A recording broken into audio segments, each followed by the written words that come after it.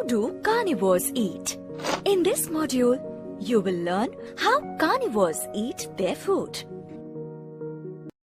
Sid is watching a documentary film on wild animals. Let's join him. What are you watching, Sid? A documentary film, Mama. Just see how the lion is jumping on the deer to kill and eat it.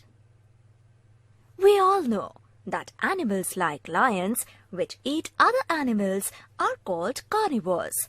But do you know how carnivores eat other animals? Let's find out. Look at this lion.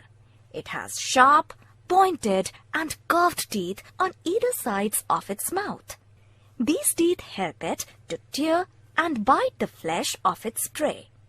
Like lions, many carnivores, such as tigers and leopards, also eat their food with the help of their sharp, pointed and curved teeth. Unlike these animals, a snake has no teeth, but it is a carnivore. Do you wonder how a snake feeds on its prey? A snake eats smaller animals by swallowing.